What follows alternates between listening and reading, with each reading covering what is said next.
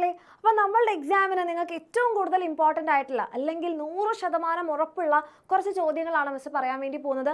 ഈ ഒരു വീഡിയോ നിങ്ങൾ മിസ് ചെയ്ത് കഴിഞ്ഞാൽ നിങ്ങൾ നാളെ നിങ്ങളുടെ ക്വസ്റ്റ്യൻ പേപ്പറിൽ കാണാൻ പോകുന്ന കുറച്ച് ചോദ്യങ്ങളായിരിക്കും മിസ് ഔട്ട് ചെയ്യുന്നത്. അപ്പോൾ ഒരു കാരണവശാലും വീഡിയോ ഫുള്ള് കാണാതിരിക്കാതിരിക്കുക. ഓക്കെ, അപ്പോൾ നമ്മുടെ ഫസ്റ്റ് ക്വസ്റ്റ്യനിലേക്ക് പോവാം. ഫസ്റ്റ് ക്വസ്റ്റ്യൻ ഇതാണ്, സെൽ ഓർഗനൽസ് അല്ലെ കോശാംഗങ്ങളുടെ ഭാഗമാണ്. അപ്പോൾ ഇവിടെ ഇപ്പോൾ മിസ് ഒരു സാമ്പിൾ കാണിച്ചെന്നാണ്. ഇവിടെ ഈ ഒരു ഒറ്റ കോശാംഗമാണ് കാണിച്ചത്. ഇതിന് പകരം നമ്മുടെ ടെക്സ്റ്റ് ബുക്കിൽ നമുക്ക് കുറച്ച് ആൾക്കാരുണ്ട്, അവരെല്ലാവരെയും ചോദിക്കും, അവരുടെ പ്രത്യേകതകൾ വെച്ചും ചോദിക്കും. ഇപ്പോൾ ഇവിടെ ഐഡന്റിഫൈ ദ സെൽ ഓർഗനൽ എന്ന് പറയുമ്പോൾ എൻ്റെ കുട്ടികളെല്ലാവരും എന്താണ് കണ്ണും കൂട്ടി പറയും, ഇത് ആരാണ്? ഇത് നമ്മുടെ ഗോൾഗി കോംപ്ലക്സ് ആണ് അല്ലേ, ഗോൾഗി കോംപ്ലക്സ് ആണ്. ഈ ഒരു ഗോൾഗി കോംപ്ലക്സിന്റെ ഫംഗ്ഷൻ എന്താണെന്ന് ചോദിച്ചു കഴിഞ്ഞാൽ നമുക്കറിയാം എന്താണ്, കളക്ട് ചെയ്യുക സെൽ സെക്രീഷൻസ്, കോശത്തിന്റെ സ്രവങ്ങളായിട്ടുള്ള എൻസൈം, മ്യൂക്കസ്, അതുപോലെ ഹോർമോൺസ് ഒക്കെ കളക്ട് ചെയ്യുക. പിന്നെ ഗ്ലാൻഡുലാർ കോശങ്ങളിൽ ഇങ്ങനെയും 1 മാർക്കിന് ചോദിക്കാറുണ്ട്, ഗ്രന്ഥി കോശങ്ങളിൽ കൂടുതലായിട്ട് കാണപ്പെടുന്ന കോശാംഗം അതാരാണ്? നമ്മളുടെ ഈ ഒരു ഗോൾഗി കോംപ്ലക്സ് ആണ്. ഈ ഒരു സ്ഥാനത്ത് നമുക്ക് പകരം ആരൊക്കെ വരാം? നമ്മുടെ എൻഡോപ്ലാസ്മിക് റെട്ടിക്കുലം വരാം. ഈ എൻഡോപ്ലാസ്മിക് റെട്ടിക്കുലത്തിന്റെ കുറച്ച് സവിശേഷതകൾ, അതായത് 1 മാർക്കിന് നമുക്ക് എഴുതാൻ പറ്റുന്ന ആൾക്കാർ ഇതാ ഇങ്ങനെ കുറേ കുഴലുകളായിട്ടാണ് കാണുന്നത് ആള് അല്ലേ, ഒരു നെറ്റ്വർക്ക് ആയിട്ടാണ് കാണുന്നത്. ഇയാളുടെ പ്രത്യേകത എന്താണ്? ഇയാളെയാണ് നമ്മൾ എന്ത് പറയുന്നത്? കോശത്തിനുള്ളിലെ പാസേജ്, സഞ്ചാരപാത, സൈറ്റോസ്കെലട്ടൺ അല്ലെ കോശാസ്ഥികൂടം എന്ന് പറഞ്ഞാൽ ആര്? ഇതൊക്കെ ആർക്കാണ്? എൻഡോപ്ലാസ്മിക് റെട്ടിക്കുലത്തിനാണ്. അപ്പം നമ്മുടെ പാസേജ് ആണ് സഞ്ചാരപാത, പിന്നെ കോശാസ്ഥികൂടം അല്ലെ സൈറ്റോസ്കെലട്ടൺ എന്ന് അറിയപ്പെടുന്നുണ്ട്. പിന്നെ എന്താണ്, കോശത്തിനുള്ളിലൂടെ അങ്ങോട്ടും ഇങ്ങോട്ടും പോകാനും അതേപോലെ ഒരു ദൃഢത, ഫേംനെസ് ഒക്കെ കൊടുക്കുന്നുണ്ട്. ദെൻ മൈറ്റോകോൺട്രിയ എന്ന് പറയുമ്പോൾ നമുക്ക് ചിന്തിക്കാനില്ല, നമ്മുടെ പവർ ഹൗസ് ആണ് അല്ലേ, നമ്മുടെ ഊർജ്ജ നിലയമാണ്. ഇത് നമ്മുടെ റൈബോസോം, 2 ആൾക്കാർ നമ്മുടെ പഫ്സ് ഒക്കെ പോലെയാണ് കാണുന്നത്. 2 ആൾക്കാർ ഇങ്ങനെ മുകളിൽ താഴെയായിട്ട് ഇങ്ങനെ നിൽക്കുകയാണ്. ഇയാൾ എന്താണ്? ഇയാളാണ് നമ്മുടെ പ്രോട്ടീൻ ഫാക്ടറി, പ്രോട്ടീൻ നിർമ്മാണ കേന്ദ്രമാണ്. ഒന്നുകിൽ കോശദ്രവ്യത്തിലെ സൈറ്റോപ്ലാസ്റ്റിൽ വെറുതെ അങ്ങോട്ടും ഇങ്ങോട്ടും അലഞ്ഞു തിരിഞ്ഞ് കാണാം, അതല്ലെങ്കിൽ എൻഡോപ്ലാസ്മിക് റെട്ടിക്കുലത്തിൻ്റെ മുകളിൽ കാണാം. ഇനി ഒരാൾ, അത് നമ്മുടെ പ്ലാന്റ് സെല്ലിൽ മാത്രം കാണുന്ന വാക്യൂളാണ് അല്ലേ. വാക്യൂളിൻ്റെ ഈ ഒരു മെംബ്രെയിൻ ഏതാണെന്ന് നിങ്ങൾക്ക് 1 മാർക്കിന് വരാൻ ചാൻസ് ഉള്ളതാണ്, ടോണോപ്ലാസ്റ്റ് ആണ്. ഇതിൻ്റെ ഫംഗ്ഷൻ എന്താ? ഇതിനകത്താണ് നമ്മൾ വെള്ളം, വാട്ടർ, അതുപോലെ സോൾട്ട്, ഈ സാധനങ്ങളൊക്കെ, ഫുഡൊക്കെ സ്റ്റോർ ചെയ്ത് വെക്കുന്നത്. ഓക്കെ, ദെൻ കംസ് നമ്മളിപ്പോൾ പറഞ്ഞ നമ്മുടെ ആള്, അതാണ് ആര്? നമ്മുടെ ഗോൾഗി കോംപ്ലക്സ്. ഇതൊരു ഷുവർ ക്വസ്റ്റ്യൻ ആണ്. ഇത് ഒരിക്കലും എൻ്റെ മക്കൾ എന്ത് ചെയ്യുക? വിടാതിരിക്കുക. ദെൻ അടുത്തൊരു ക്വസ്റ്റ്യൻ നോക്കിക്കേ. അടുത്തൊരു ക്വസ്റ്റ്യൻ എന്താ? ആനിമൽ സെല്ല് കണ്ടുപിടിച്ചത് ആരാണ്? ഷ്വാൻ സെല്ലാണെന്നാണ് പറയുന്നത്, തിയോഡർ ഷ്വാൻ ആണ്. അങ്ങനെയാണെങ്കിൽ പ്ലാന്റ് സെൽ അല്ലെങ്കിൽ സസ്യകോശം കണ്ടുപിടിച്ചത് ആരാണ് അല്ലേ? നമ്മുടെ ഷ്ലൈഡൻ ആണ് അല്ലേ, MJ ഷ്ലൈഡൻ ആണ്. അപ്പോൾ ഇതേപോലെ നമുക്ക് എന്താണ്, കുറച്ച് ശാസ്ത്രജ്ഞന്മാരുണ്ട്. MJ ഷ്ലൈഡൻ എന്ന് നമ്മൾ മലയാളത്തിൽ പറയും അല്ലേ. ന്യൂക്ലിയസ് കണ്ടുപിടിച്ചത് ആര്? അതെൻ്റെ മക്കൾ കമൻറ്റ് ചെയ്താൽ മതി, ആരാണ് ന്യൂക്ലിയസ് കണ്ടുപിടിച്ചതെന്നുള്ളത്. അതേപോലെ തന്നെ കോശം ആദ്യമായിട്ട് സെല്ലിനെ കണ്ടത് നമ്മുടെ റോബർട്ട് ഹുക്കാണ് അല്ലേ. ആൻഡ് നമ്മൾ പറഞ്ഞു പ്ലാന്റ് സെല്ലിനെ കണ്ടുപിടിച്ചത് MJ ഷ്ലൈഡൻ, മലയാളത്തിൽ MJ ഷ്ലീഡൻ. ആനിമൽ സെല്ലാണെങ്കിൽ തിയോഡർ ഷ്വാൻ. അതേപോലെ പുതിയ കോശങ്ങൾ ഉണ്ടാകുന്നത് എങ്ങനെയാണ്? ഓൾറെഡി ഉള്ള കോശത്തിൽ നിന്ന് വിഭജനം സംഭവിച്ചാണ് പുതിയ കോശങ്ങൾ ഉണ്ടാകുന്നത് എന്ന് നമ്മൾ പറഞ്ഞിട്ടുണ്ടായിരുന്നു. അപ്പോൾ ആരുടെയൊക്കെ പേരാണ് നമ്മൾ ഓർത്തത്? നമ്മൾ റോബർട്ട് ഹുക്ക് ആലോചിച്ചു. റോബർട്ട് ഹുക്കാണ് എന്ത് ചെയ്തത്? ആദ്യമായിട്ട് നമ്മുടെ കോശത്തിനെ കണ്ടത് അല്ലേ. ഇനി ന്യൂക്ലിയസ് അല്ലെങ്കിൽ മർമ്മം കണ്ടുപിടിച്ചത് ആര്? അത് ആരാണെന്നുള്ളത് എൻ്റെ മക്കൾ എന്ത് ചെയ്താൽ മതി? കമൻറ്റ് ചെയ്താൽ മതി. ഓക്കെ, കമൻറ്റ് ചെയ്യുക. ആൻഡ് എല്ലാവരും ഇത് കമൻറ്റ് ചെയ്യണം, അത്രയും ഇമ്പോർട്ടൻറ്റ് ക്വസ്റ്റൻ ആണ്. ദെൻ പ്ലാന്റ് സെല്ല് നമ്മൾ കണ്ടു, തിയോഡർ നമ്മുടെ ഷ്ലൈഡൻ. ആൻഡ് ആനിമൽ സെല്ല് നമ്മൾ കണ്ടു, തിയോഡർ ഷ്വാൻ അല്ലേ. ഇനി നമ്മൾ അടുത്തത് പറഞ്ഞത് ആരാണ്? റുഡോൾഫ് വെർഷോ. ഓക്കെ, റുഡോൾഫ് വെർഷോ ആണ് എന്ത് പറഞ്ഞത്? പുതിയ കോശങ്ങൾ ഉണ്ടാകുന്നത് ഓൾറെഡി ഉള്ള കോശങ്ങൾ എന്ത് ചെയ്തിട്ടാണ്? വിഭജനം സംഭവിച്ചിട്ടാണ്. അങ്ങനെയാണ് പുതിയ കോശങ്ങൾ ഉണ്ടാവുന്നതെന്ന് പറഞ്ഞു. ഓക്കെ, ഇത്രയും കാര്യങ്ങൾ എൻ്റെ മക്കൾ വളരെ സിമ്പിളായിട്ട് തന്നെ ആലോചിച്ച് വെക്കുക. അടുത്തത് നമ്മുടെ ആ ഒരു ക്ലാസിഫിക്കേഷൻ്റെ ചാപ്റ്ററിൽ അല്ലേ, നമുക്ക് ഏറ്റവും ഇമ്പോർട്ടൻ്റ് ആയിട്ട് ചോദിക്കുന്ന കുറച്ച് ശാസ്ത്രജ്ഞന്മാരാണത് ഇവരെല്ലാവരും. ഇവരുടെ എല്ലാവരുടെയും കോൺട്രിബ്യൂഷൻ നിങ്ങൾക്ക് അത്രയും thorough ആയിട്ടിരിക്കണം. കാരണം വെരി ഇമ്പോർട്ടൻറ്റ് ക്വസ്റ്റ്യൻ, ഇത് എപ്പോഴും ചോദിക്കാറുള്ളതാണ്. ഓക്കെ, അപ്പോൾ അതിൽ നമ്മൾ ആദ്യം ഒരു ഫ്ലോയിൽ അങ്ങോട്ട് ആലോചിച്ചാൽ മതി, എല്ലാവരെയും കിട്ടും. അപ്പോൾ ആദ്യത്തെ ആളാണ് നമ്മുടെ അരിസ്റ്റോട്ടിൽ. അരിസ്റ്റോട്ടിലാണ് മക്കളെ എന്ത് ചെയ്തത്? ഫാദർ ഓഫ് ബയോളജി എന്നറിയപ്പെടുന്നത്, ജീവശാസ്ത്രത്തിൻ്റെ പിതാവ്. അദ്ദേഹം എന്ത് ചെയ്തു?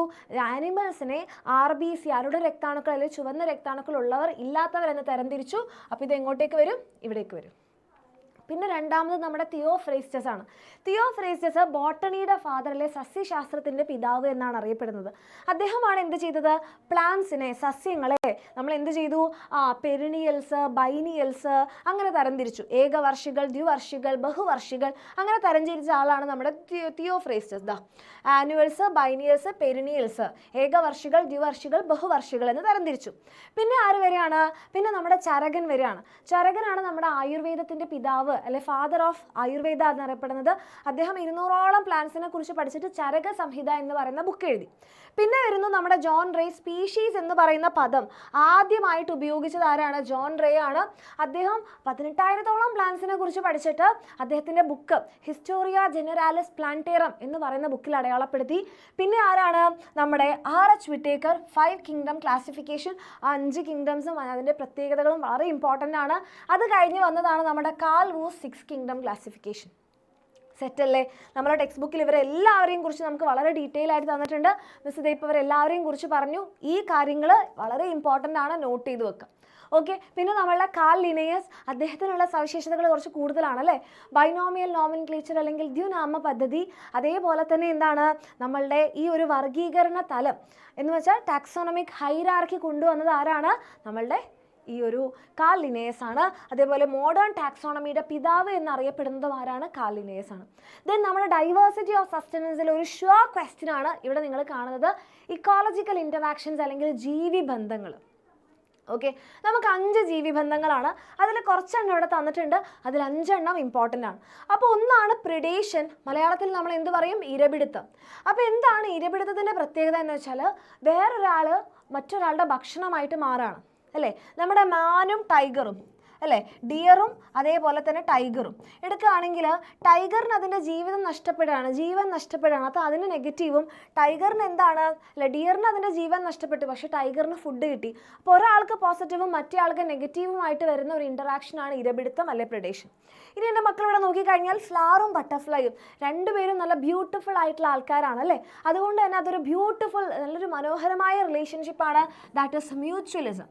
മ്യൂച്വലിസം എന്ന് പറഞ്ഞാൽ രണ്ടുപേർക്ക് ഉപകാരമാണ് അല്ലേ? ഫ്ലവറിന് എന്ത് കിട്ടും? പരാഗണം, പോളിനേഷൻ നടന്ന് കിട്ടും. ബട്ടർഫ്ലൈക്ക് എന്താണ്? അതിന് തേന് കിട്ടും, നെക്ടർ കിട്ടും. അപ്പോൾ രണ്ടുപേർക്കും ഗുണമുള്ള ഒരു റിലേഷൻഷിപ്പാണ് മ്യൂച്വലിസം. ദെൻ കംസ് നമ്മുടെ ഒരാൾക്ക് ഗുണം, മറ്റേ ആൾക്ക് ഗുണവും ഇല്ല ദോഷവും ഇല്ല. അതായത് ഒരാൾക്ക് ഗുണമുണ്ട്, മറ്റേ ആൾക്ക് 0 എഫക്റ്റാണ്. അങ്ങനത്തെ ഉള്ള റിലേഷൻഷിപ്പാണ് കമൻസാലിസം. അപ്പോൾ കമൻസാലിസം എന്ന് പറഞ്ഞാൽ നമ്മളുടെ മാംഗോ ട്രീയും വാണ്ട മരവാഴയും. അതെന്താണെന്ന് വെച്ചാൽ മരവാഴയ്ക്ക് ജസ്റ്റ് അവിടെ നിൽക്കാനൊരു സ്ഥലം കിട്ടിയാൽ മതി, പക്ഷേ മാംഗോ ട്രീനെ ഉപദ്രവിക്കില്ല. അതവിടെ നിൽക്കുന്നതുകൊണ്ട് മാംഗോ ട്രീക്ക് യാതൊരു ദോഷവും ഇല്ല. പക്ഷേ എന്താണ്, അതിന് നിൽക്കാനൊരു സ്ഥലം കിട്ടി. മാംഗോ ട്രീക്ക് പ്രത്യേകിച്ച് ഉപദ്രവവും ഇല്ല, ഗുണവും ഇല്ല. അങ്ങനത്തെ ഉള്ള റിലേഷൻഷിപ്പാണ് നമ്മൾ പറയുന്നത് കമൻസാലിസം. ഇപ്പം നമ്മൾ ഏതൊക്കെ റിലേഷൻഷിപ്പ് ഡിസ്കസ് ചെയ്തു? നമ്മളിതേ കോമ്പറ്റീഷൻ നോക്കിയിട്ടില്ല, പ്രിഡേഷൻ നോക്കി, മ്യൂച്വലിസം നോക്കി, കമൻസാലിസം നോക്കി. ഓരോന്നിൻ്റെയും എക്സാമ്പിൾസ് എൻ്റെ മക്കൾ നോട്ട് ചെയ്ത് വെക്കാം. ഓക്കെ, ഇനി അടുത്തതാണ് പാരസിറ്റിസം. പാരസിറ്റിസം ഈ പറഞ്ഞ പോലെ പ്രിഡേഷൻ പോലെ തന്നെയാണ്. ഒരാൾക്ക് ഗുണമാണ്, മറ്റേ ആൾക്ക് എന്താണ്? ദോഷമാണ്. ഒരാൾക്ക് ഗുണം, മറ്റേ ആൾക്ക് ദോഷം. പക്ഷേ ഇവിടെ എന്താണ്? ഹോസ്റ്റിൻ്റെ ന്യൂട്രീഷന് വേണ്ടിയിട്ട് മാത്രമാണ് ഡിപ്പെൻഡ് ചെയ്യുന്നത്, അയാളുടെ ലൈഫ് നഷ്ടപ്പെടുന്നില്ല. പ്രിഡേഷനിലും ഈ പറഞ്ഞതുപോലെ ഒരാൾക്ക് ഗുണം, മറ്റേ ആൾക്ക് ദോഷമാണ്. പക്ഷേ ഇതെന്താണ്? ഒരാൾ മറ്റൊരാളുടെ ഭക്ഷണമായി മാറുമ്പോൾ അയാളുടെ ജീവിതം തന്നെ നഷ്ടപ്പെടുന്നുണ്ട്. ഓക്കെ, ഇതിന് എക്സാമ്പിളാണ് നമ്മളുടെ ഇത്തൽക്കണ്ണി, ലൊറാൻഡസും മാംഗോ ട്രീയും. അതേപോലെ അടുത്തതാണ് കോമ്പറ്റീഷൻ. കോമ്പറ്റീഷൻ എന്ന് പറയുമ്പോൾ തുടക്കത്തിൽ രണ്ടുപേർക്കും നെഗറ്റീവാണ്, പക്ഷെ എന്താണ്? അവസാനം കോമ്പറ്റീഷനിൽ ഒരാൾ ജയിക്കും അല്ലേ? അപ്പോൾ കുറച്ച് കഴിയുമ്പോൾ ഒരാൾക്കത് പോസിറ്റീവായിട്ട് മാറും. സോ ഇൻ ദി ബിഗിനിങ് രണ്ടുപേർക്കും നെഗറ്റീവാണ്, ഹാംഫുൾ ടു ബോത്ത്, അവസാനം ബെനിഫിഷ്യൽ ടു വൺ. അതിന് എക്സാമ്പിളാണ് ക്രോപ്പും വീടും, കളയും വിളയും. കാരണം തുടക്കത്തിൽ അവർക്ക് കിട്ടിയ ആ ന്യൂട്രിയൻസും വാട്ടറും മിനറൽസും രണ്ടുപേരും വലിച്ചെടുക്കും. അപ്പോൾ എന്താണ്? രണ്ടുപേർക്കും കൂടെ അത് ഷെയർ ചെയ്യപ്പെടുകയാണ്, രണ്ടുപേർക്കും കിട്ടണമില്ല. അവസാനം എന്താണ്? നമ്മൾ കളയനെ പറിച്ചെടുത്ത് കളയും, അപ്പോൾ വിളയ്ക്ക് മാത്രം ഗുണം കിട്ടും. ഇല്ലെങ്കിൽ ഏതൊരു മത്സരവും നിങ്ങൾ ആലോചിച്ചാൽ മതി, രണ്ടുപേരും അടി കൂടുമ്പോൾ രണ്ടുപേർക്കും ദോഷമാണ്, അവസാനം ഒരാൾ ജയിക്കുമ്പോൾ അയാൾക്ക് ഗുണം കിട്ടും. ഓക്കെ, ഈ ഒരു ടോപ്പിക്സ് എൻ്റെ മക്കൾ ഒരു കാരണവശാലും സ്കിപ്പ് ചെയ്യാതിരിക്കുക. ആൻഡ് കമൻറ്റ് ചെയ്യാനുള്ള കാര്യം മറക്കണ്ട, ആരാണ് ന്യൂക്ലിയസ് കണ്ടുപിടിച്ചത്? ഇതെൻ്റെ മക്കൾക്ക് യൂസ്ഫുൾ ആയെങ്കിൽ തീർച്ചയായിട്ടും കമൻറ്റ് ചെയ്യുക. All the best.